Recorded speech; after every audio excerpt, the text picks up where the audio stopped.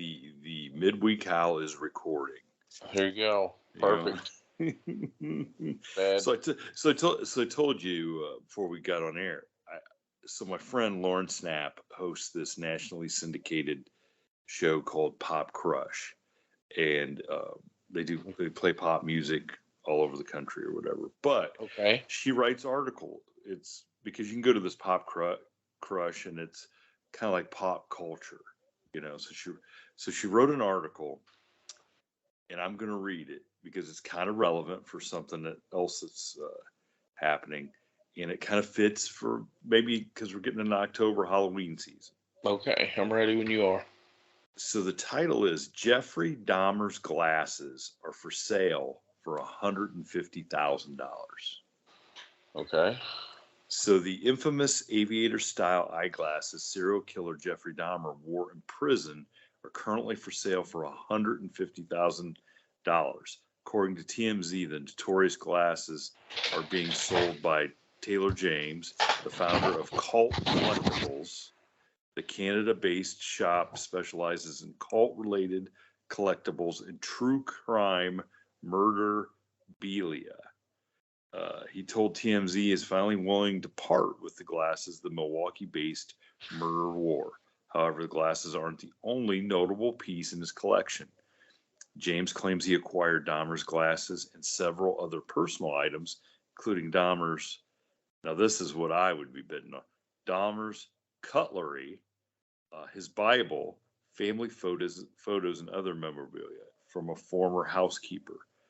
Cult Collectibles website currently features many of the items for sale in its Jeffrey Dahmer collection. But if you're interested in the glasses, you have to reach him directly because they're not just going to be sold on the website. And it's the reason it's kind of noteworthy right now is the new Netflix series about Jeffrey Dahmer's life is going on right now, which some people have told me is pretty good and disturbing. So the grisly story of the Milwaukee killer who was arrested and convicted of killing 17 boys and men between 1970 and 1990. And so me or you and any of our listeners can get his glasses that he wore in prison for $150,000. How about that? It's not going to be me. It's not going to be you. Well, first of all, I'm going, how do we know they're real for real? You got a certificate of authenticity, and how come the guys that killed him didn't break them? And how did they go from prison in Wisconsin to Canada? Well, that's this. So apparently, to the story, the guy that owns the cult classic memorabilia place bought all those items from a housekeeper, which I can't afford a housekeeper. How did Jeffrey what do you mean a housekeeper? I don't know. Was it the housekeeper in prison? Well, was she trying to? Yeah, I don't know. Was she trying to? Did she get contracted with the state of Wisconsin to clean the crime scene up or something? I don't know. There's just some stuff there that I'm. Well, how does so? First of all, the only thing that I would buy that cost $100,000 is a piece of property, maybe a Holland shotgun, and that's about it. I mean, I can't think of a single thing in my imagination, and that's me getting old and boring, that I would pay $100,000 for. You know what I mean? I can't even think anything. Well, certainly, if I was going to buy anything, it'd be his cutlery set, right? I mean, use it at like Thanksgiving and stuff. Would you set the table with it, make everybody use it, and then after they got done, tell them? This, by the way, did you enjoy our new knives? They were Jeffrey Dahmer's, okay. Which is terrible to think and say for the victim's sake, but for the sake of our podcast, that's just crazy. You know what I'm saying? That's just crazy. Yeah. Well, I mean, I it's just weird how that stuff becomes, and that is something, who's going to end up with those is that Zach Bagans, the guy who has the one ghost show on the Travel Channel and has the museum out in Vegas with all the haunted stuff. He's got a lot of Charles Manson stuff, and he just has a lot of crazy stuff. That sounds like something he'd end up getting, to put on display out there. Which I'm not sure I would want to go to a museum to look at that stuff anyway.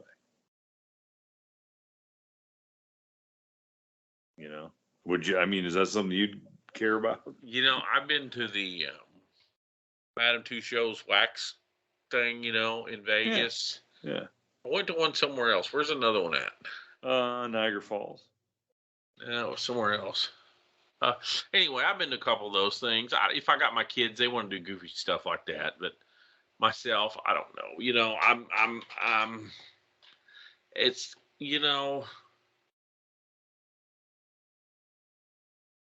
Well, I was on a maybe it's because I just come off an 1,136-mile road trip that I don't feel like going anywhere, and certainly don't feel like going to a wax museum or a haunted museum.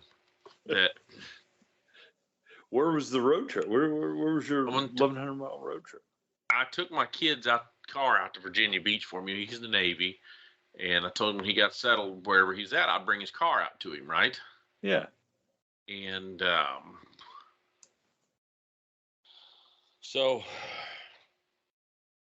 about 3 weeks ago, I said, tell me a weekend that you're going to have off so I can bring it out to you. So we did the math, and it was this weekend, right? So, of course, I tell my little brother, I say, hey, now his car is it came out of my dead brother's stable. It's a convertible BMW 328.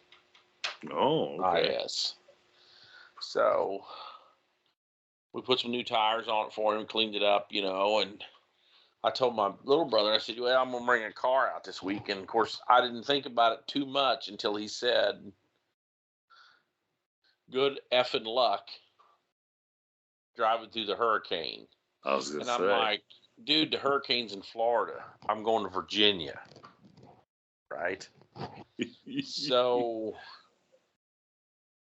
what started out a nice sunny trip ended up, and I had a bunch of phone calls to make too. So I get in this, and I don't know how many convertibles. When's the last time you were in a convertible? But a convertible to me is like a Jeep. You know what I mean?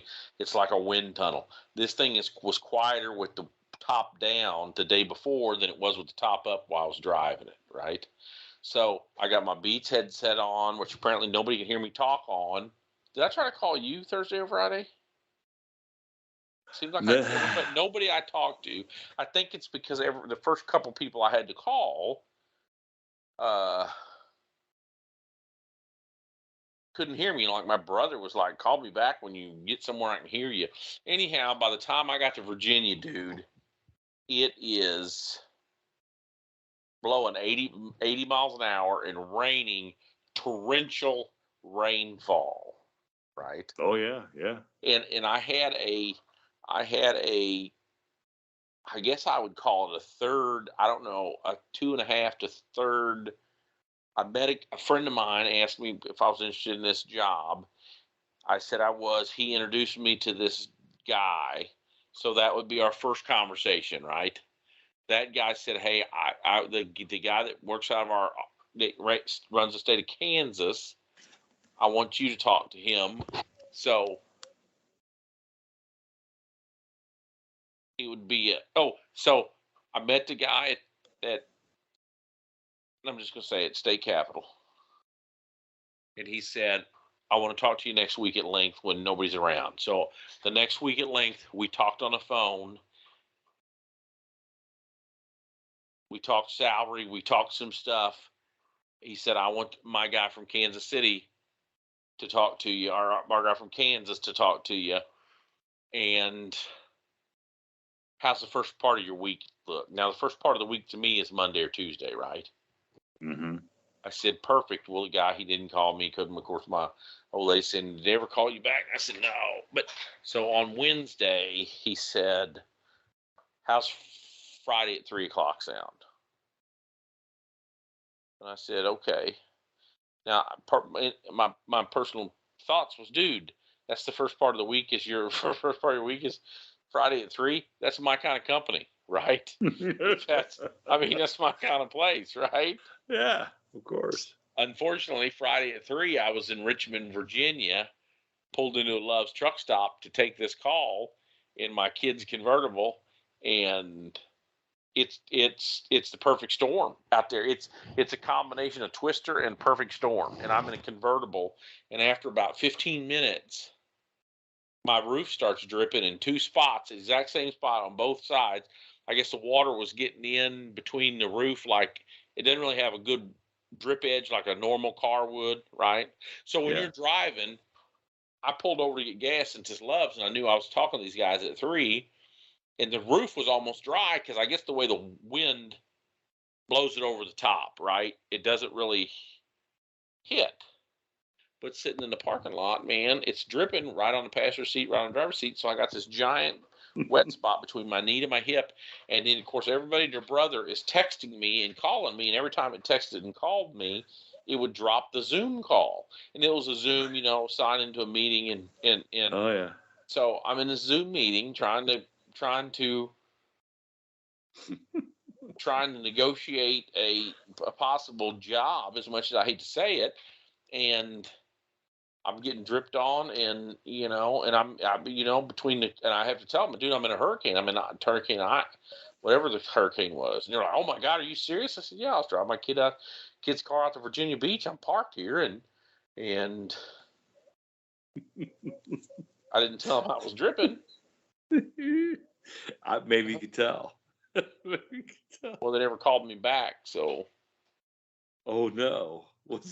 Well, I don't know. They said they're going to let me know something next week, which is this week. I guess today, Monday, right? Yeah. Well, wait. Next week, according to them, could be like Saturday. Yeah, who knows, man? Who knows? And I don't even know. They asked me a question.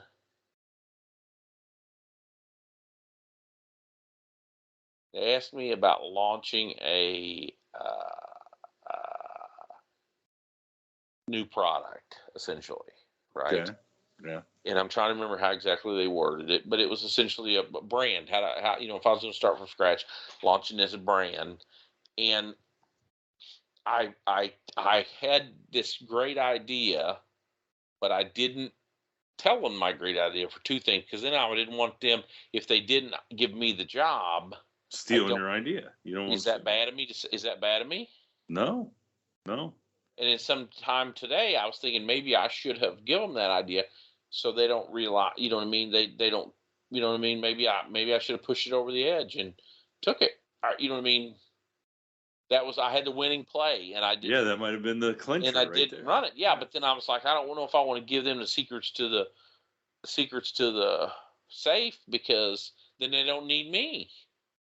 That is quite it's quite a quandary right there. But I told my brother, I said, dude, I think I could take this. I think I could start my own company and do what they do, because I got the idea. You know what I mean? I'm, and I'll talk to you offline about it, but not that I'm that way. I'm pretty lazy, which is the reason why I'm doing this podcast in the basement and not out in jail, getting ready for the snow to fly.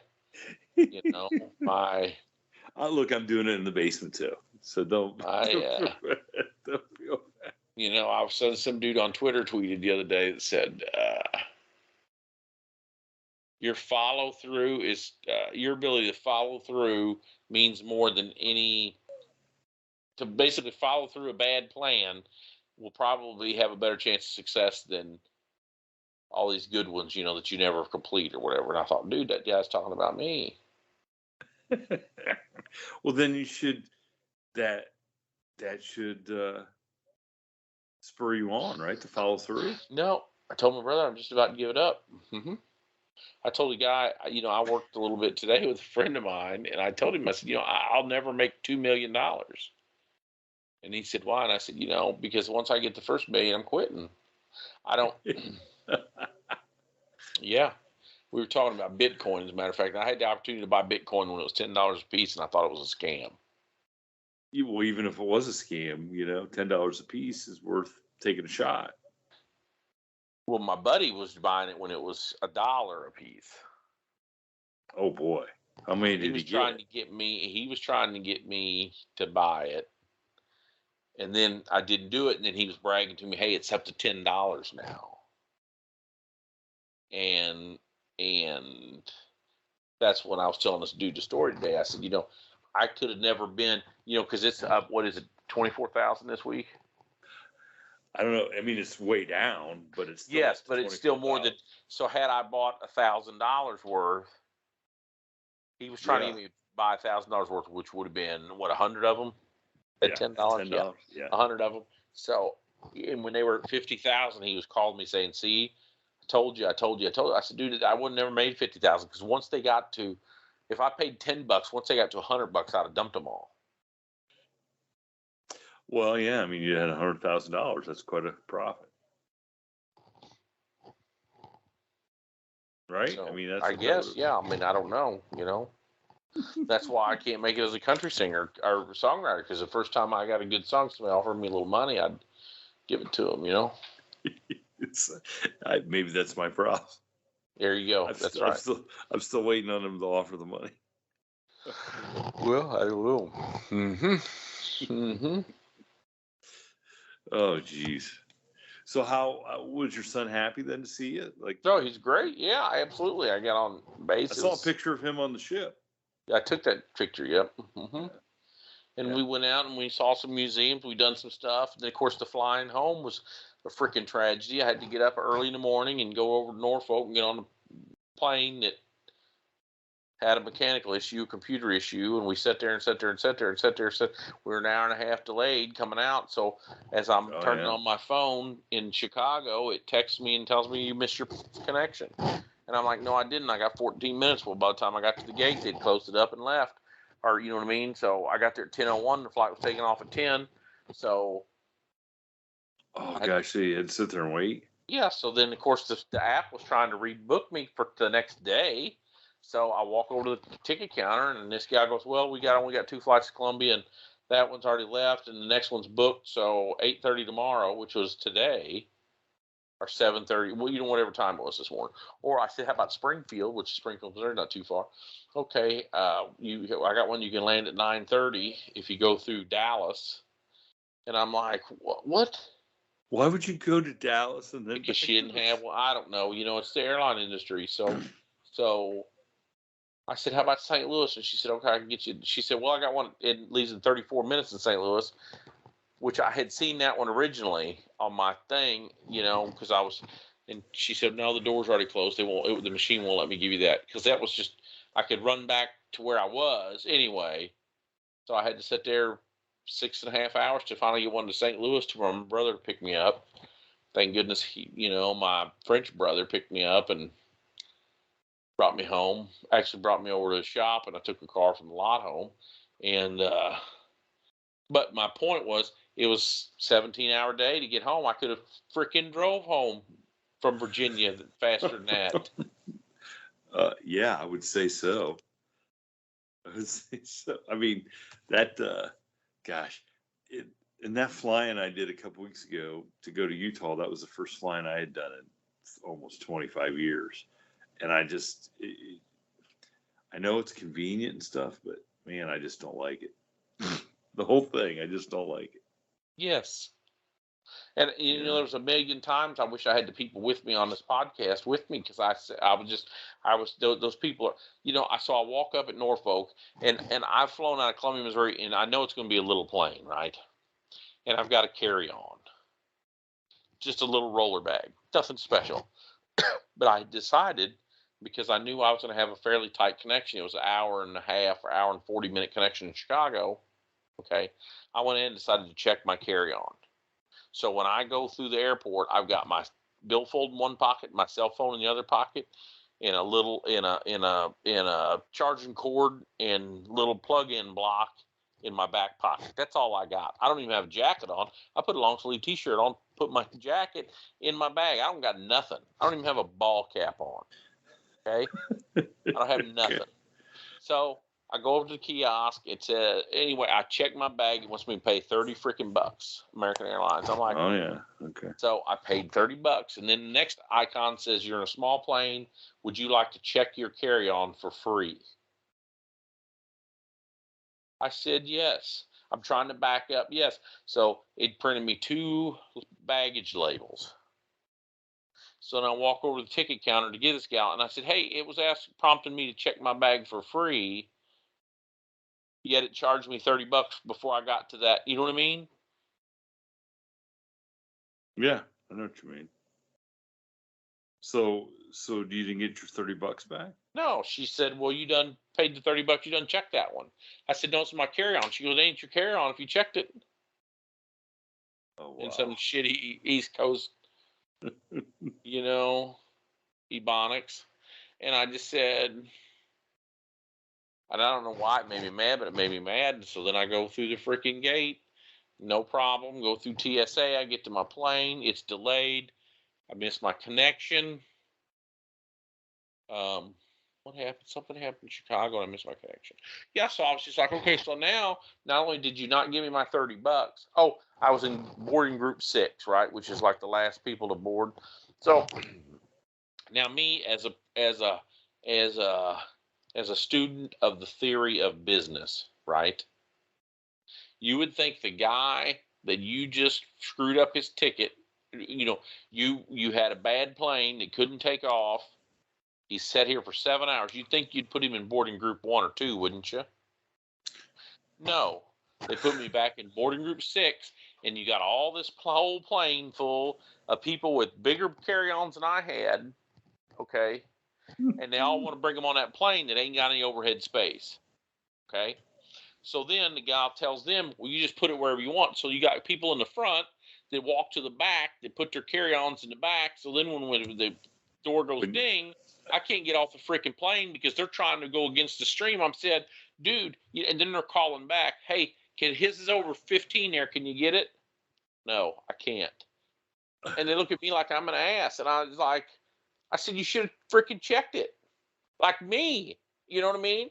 You should have checked it. What's the black one? I said, okay, which one you want? And he goes, the guy in the middle, it's like a fireman line. And he's telling me it's the black one. I said, which one? That black one, or black? There's 4 freaking black ones. The one above 15. I said, well, that narrows it down to 2. Is it that one or that one? And it's like, I'm wanting the guy to shut the F up and sit down and let us get off this freaking plane. And you walk back here and get your luggage then, What? Oh man! But I got all these Johnny Do-Rights helping him. You know what I mean? I just want to say he's a freaking stranger, man. He's a freaking stranger. You got the whole goddamn lineup. I think there's a lot of people listening that are feeling your pain. So finally, I just pulled this fucking back bag off and passed it up through these people, and they let us off the plane. Well, at least you made it home, right? Yeah, I mean, I'm here now. I'm down here in the basement. Oh man. Yeah, so dude, I can't believe I used to fly all the time. Well, did you get? I mean, so the way you used to fly before, you had kind of special treatment, right? Yeah, so, in some places, but in others not. Well, and then there's another thing. Like me and my brother was talking. I could have flew to Germany faster than I could fly from Norfolk back. You know what I mean? Yeah, the international flights are rarely delayed, rarely canceled. Sometimes they're delayed. Usually it's for weather on the landing end. Okay, and they're rarely canceled. And there's one boarding and one unboarding, and the overhead bins are bigger. You know what I mean? I'd rather fly to, I was going to say Mumbai, but that's not true. That's a whole different story. Did I ever tell you about flying to Mumbai? no. Oh, my God. So, anyway, when you fly in and out, I don't know how many Sikhs I got listening. So, I'll probably make my Sikh fans mad. But we used to do this trip through Amsterdam, right? And Amsterdam is the collection point for a variety of airlines from a variety of places. That's the best way I can explain it. Okay. So, like to get to Mumbai, you go Minneapolis to Amsterdam, switch planes, go Amsterdam to Mumbai. But So I'm trying to choose my words without making a bunch of people feel trashy. Okay. Okay. So you fly over to Amsterdam, spend the night, get up next day, you fly to Mumbai, spend the night, get a day off, you drive around, great town if you like humidity and bugs and curry and and history. And you get back on the plane the next day, and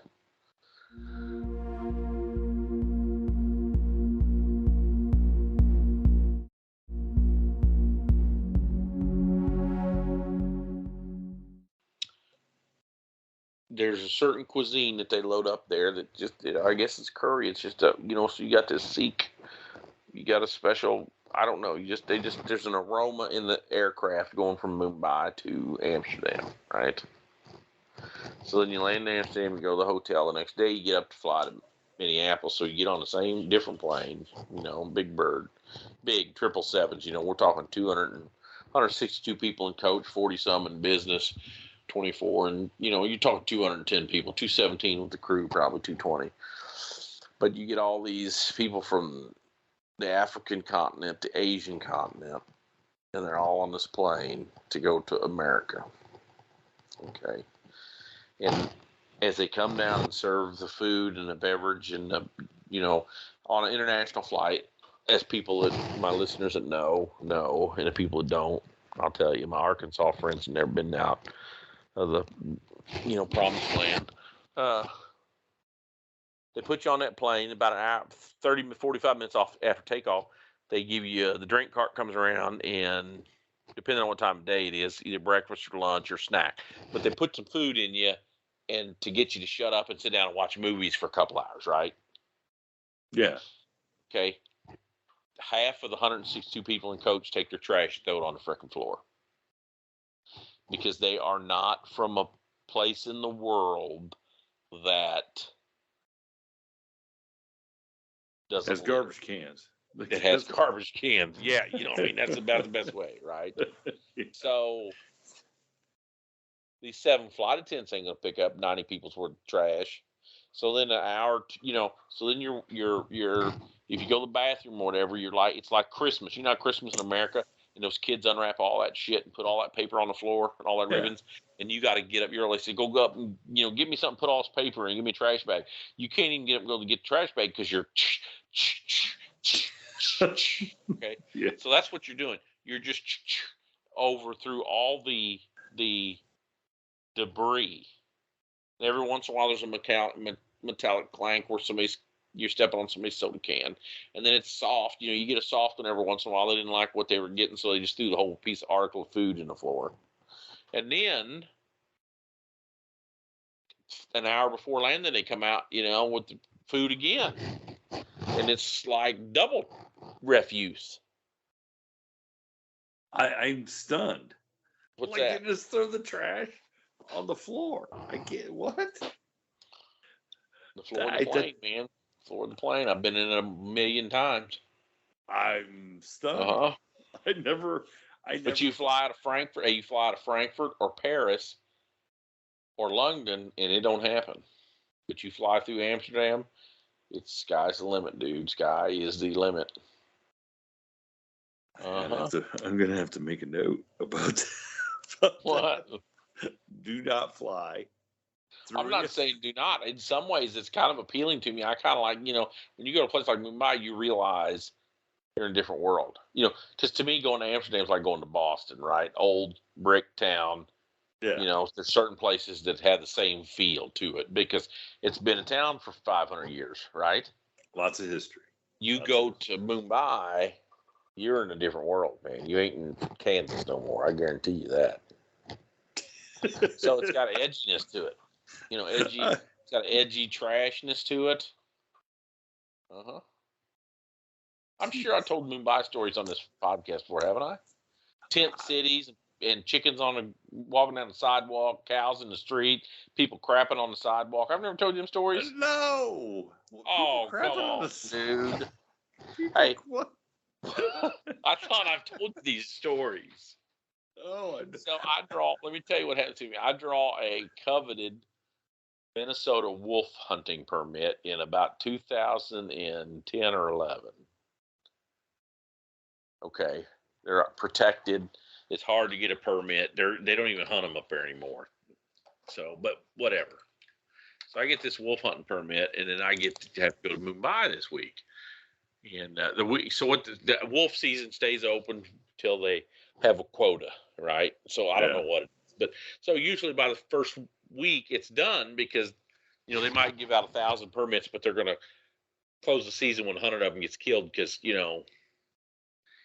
they've got to put 10 times more permits than they want killed. If they want 100 wolves killed, they got to give out 1,000 permits because 9 out of 10 people can't find one or catch one or see one. You know what I mean? Yeah. So I get this wolf hunting permit, but I got to go to Mumbai. So I'm kind of pumped about it. I'll be honest with you. It is my first time over there. And this buddy of mine says, "Hey man, where you staying?" And I said, "Well, the Leela Mumbai." I'm gonna pull it up right here. I'm like big here, so you guys look at Leela Mumbai if you want to see best hotel. The Leela.com. TheLeela.com. Leela Mumbai. I'm telling you, I'm going to click on this rooms 101. Let me see. I'm going to see if we're upstairs in like the presidential suite. Stay done. Anyway, this buddy of mine says, "Have you been there before?" And I said, "Yeah." And he goes, "Oh, it's such a shithole." And I said, "Huh?" And he said, "Oh yeah." He said, "Where are you staying?" I said, "The Leland." He said, "You know what's weird?" I said, "What's that?" And he goes, "Right across the street, it's a big old grass field, beautiful." And he said, about 8 or 9 in the morning, you know how the Muslims have a call for prayer. And I said, "Yeah." And he said, "Well, they ain't Muslims over there." And he said, "But you look out there and there'll be about 30 people out in this field and they'll all be taking a crap first thing in the morning." The field. And I said, "Huh?" The field that's for prayer? It's not a field for prayer. He was just saying, you know how in the morning, when you're a Muslim country, they all get out there and pray. He was saying these vast portion of this population is going to be out there taking a crap out in this field. He said, "When I got up before I put my glasses on, I thought they were going to be out there praying or something. And I realized they're out there taking a dump." And I thought, man, that's a hell of a thing to say, right?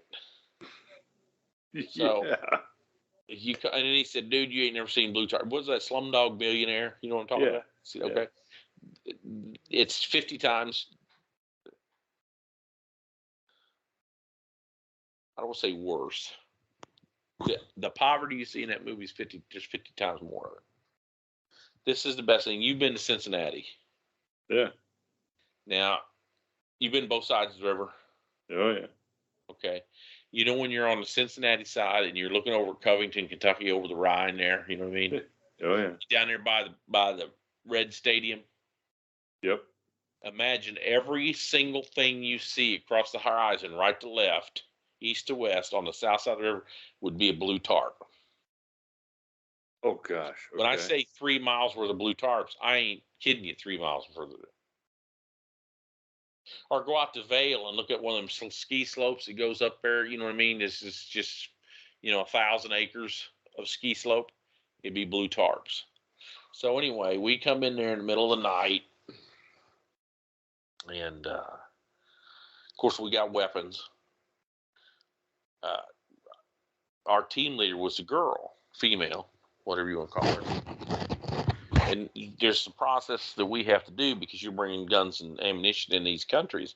And they won't deal with her. I mean, we sit there at customs for an hour and a half. I said, what's going on? Well, they won't deal with me because I'm a woman. And I said, "Well, you and me talk to them?" "Nope. They're going to, by God, they're going to deal with me. I'm the team leader." So you're sitting there another 45 minutes an hour. "You and me talk to them?" "No. By God, they're going to deal with me. I'm the team leader." I'm like, that means something in America, but we ain't American anymore. You know what I mean? They obviously after 2.5 hours, they don't care, right? That she's the team leader. Yes, because they ain't gonna deal with her because she's a woman. They do not want to talk to her. So finally, they wear her down, and after a couple hours, she gets Me and my there was 2 girls and 2 dudes. You know, I'm there with another guy, right? So then they print the paper out for us, and then there's a process that we go through. And on our paperwork, a lot of places stamp it, right? They had. How do celebrities drop weight? I'm choosing my words here because I don't want to give out a bunch of secrets, but they had a candle. When it come down to the sealing the paperwork, they lit a red candle and let a bunch of wax drip on this thing and then stamped it with a crown. So it's like you're back in the 20s or 40s. You know what I mean? You're old school, right? Okay. These people are freaking old school. Okay. So the Leela sent 2 cars, beautiful 5 Series BMWs, and you walk out the airport, and I mean, this was shortly after you remember when the terrorists took over the hotel, the Taj Mahal, killed all those people. It wasn't too long after that. So they had dudes with Jeeps and 50 cows and stuff. Nothing you'd really need around an airport. You know what I mean? If a tragedy would occur, these Indian Pakistani policemen would have probably killed twice as many as the damn terrorists if they opened up with these cannons. You know what I mean? In a freaking airport. So we get in these cars and we're driving. It's the middle of the night and it's just got an eerie, hazy feel. We go down over here to the Leela. They're building a soccer stadium or something across the street. And I just remember looking out of my hotel room and I kept thinking of the original Blade Runner. Because they're welding at night and sparks and stuff are flying off this 8-10 story roof. You know what I mean? Oh, you feel like you're in, and you got all those sights and smells. I mean, you know, when you're watching the original Blade Runner, right? Oh, yeah. It's something else. So, anyway, the hotel's got a big brick wall about 2 foot thick, about 15, 18 foot high, around like a whole city block, probably, if not bigger. With the hotel in the middle, you got to go in. They stop. There's a checkpoint. They got to stop the car, even though we're in cars from the hotel. Remember? Yeah. They, put a mirror underneath it, open the trunk, search it all. Just do every single thing you could think of, like pulling on a military base. And then you get in there. So if you get on Leela Mumbai and hit the junior presidential suite, you will see, you got your computer up, you will see what my accommodations were there. Let's see.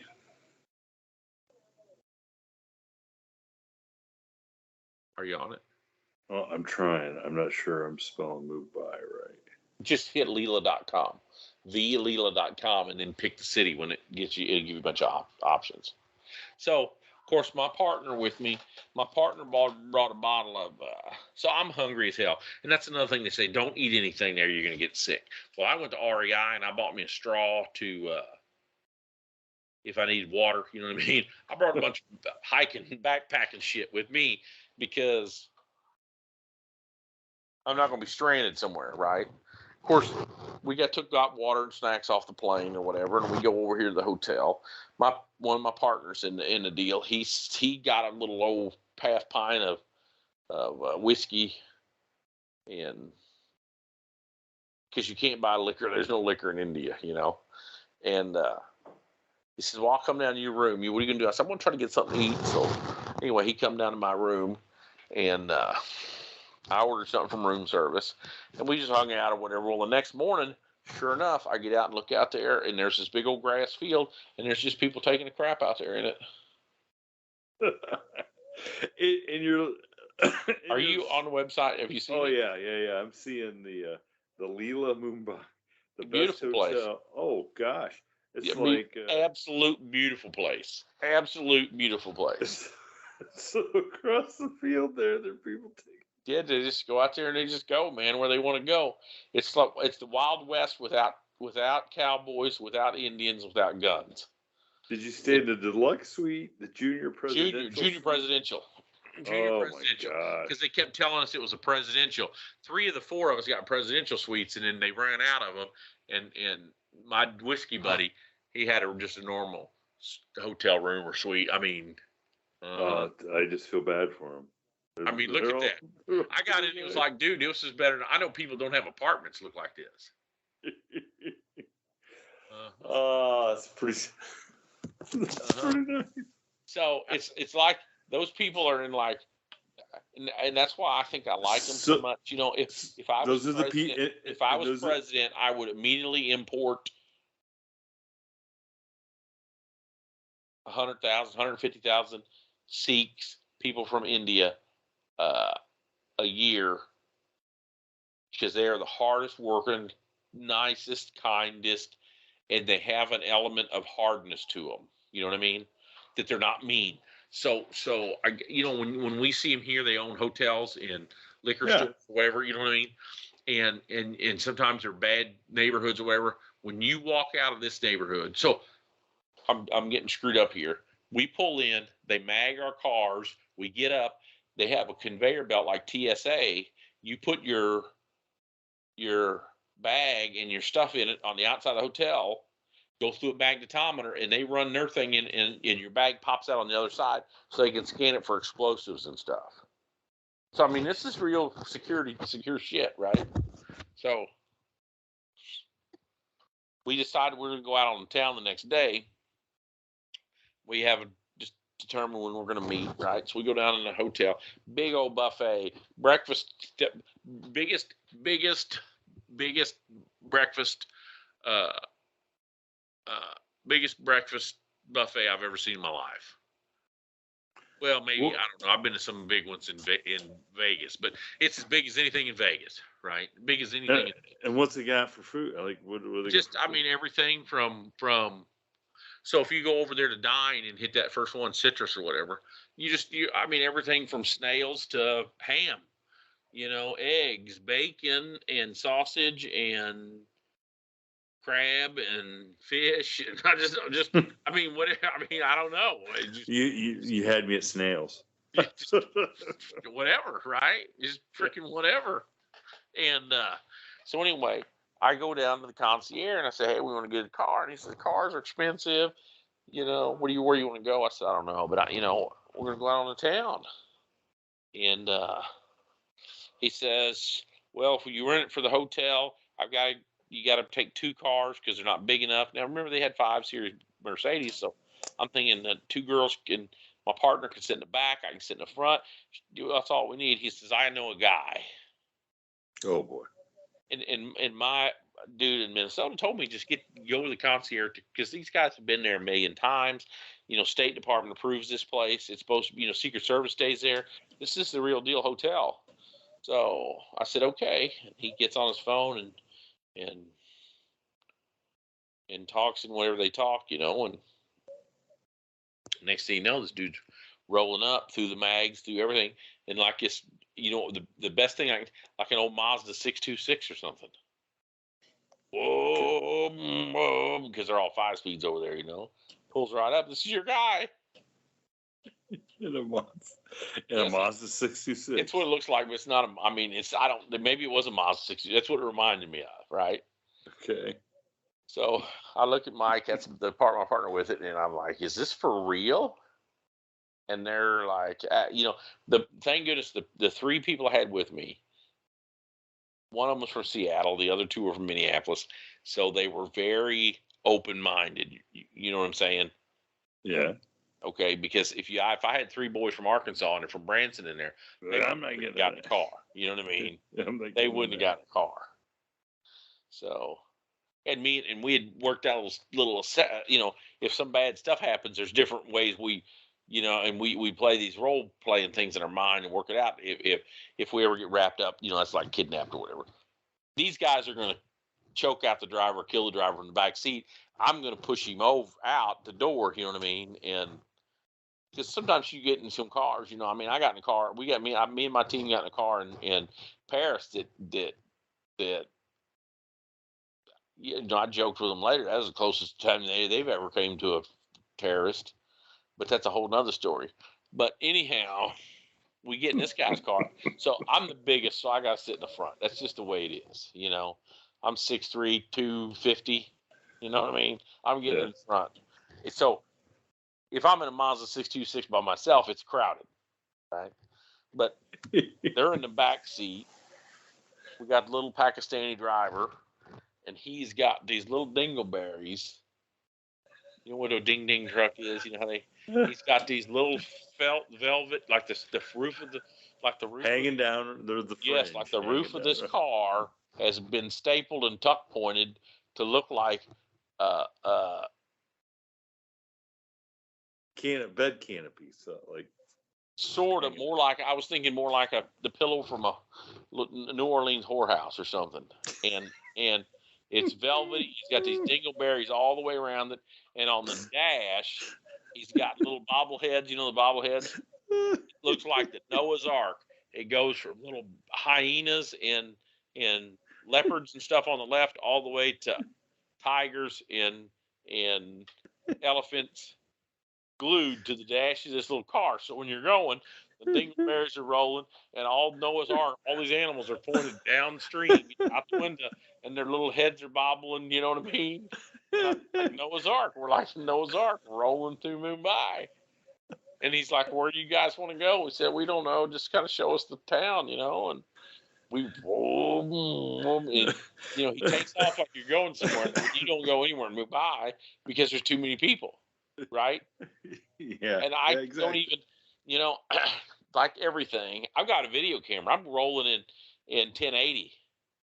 And you know what's funny is I was watching some of it the other day on my computer here, just Mumbai videos of just 5 lanes of traffic on a 3-lane, you know, tuk-tuks and rickshaws, you know what I'm talking about? And cars and cows and people honking constantly. And they see you, and because my old man told me, he said, "Hey, you're in Mumbai, if the beggars get on you, got to just beat them back." And I thought, that's awful shitty to say. They would see us in that car and know you're Americans, and our driver told us that too. Roll the windows.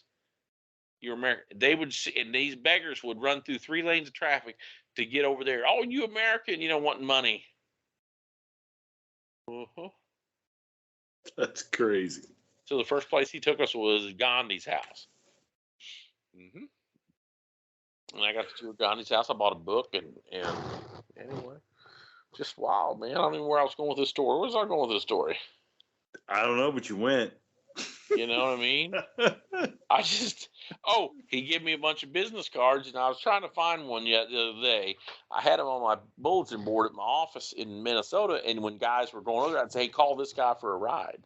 So, hey, he drives us around so long, we just get tired of looking at stuff. During he's down to Bollywood, he brings these people. 2 of the people with me brought these Persian rugs, or what? You know, what's the fancy rug? Not Persian. Is it Persian? Yeah, Persian. Yeah, Persian rug. Yeah. And I mean, Turkish rug or I mean, yeah. Yeah, Persian, whatever. You know what I mean? These $1,000, $1,500 rugs.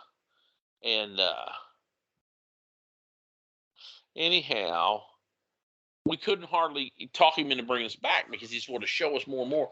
And at the end of the day, I said, "What do we owe you?" And he said, I think it was like 65 euros, which at that time would be like $75.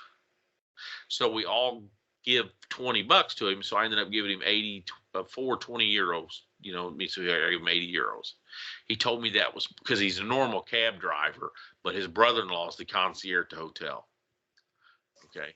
So he said that's more than he makes, or about what he makes the whole month driving. You know, like driving for 4, 5, 6 days a week for 4 weeks. He makes about 80 euros, and that was what we give him that day. And I told him, I said, "Dude, I wish I could get you to America." And he said, "Oh, can you get me to America?" We kind of joked a little bit, but he was serious. He said, "If I could get to America, I could be so rich." And wow. I was like, yeah, he could, because he would work 7 days a week. You know what I mean? If he was a Uber driver or a taxi driver, you know what I mean? Then that's why, I wish we could have an exchange program where we could take a bunch of these shitbirds we have walking around America and just ship them over there and swap them, 1-for-1 swap with Sikh taxi drivers or something. Mm-hmm. We could use Because some if of they're those. going to We live, could hey, use some of those this- guys at the post office. because if they're going to, hey, because I keep seeing all this stuff out in L.A. and some of these big cities where the homeless encampments and shit are. I mean, because if they want to shit out in the grass and live in a tent, a blue tarp tent, they might as well go somewhere where it's not frowned upon. Thank you for tuning in to this week's episode of the From the Shadows podcast. Until next time, never shy away from the darkness or what may be lurking in the shadows. We are out.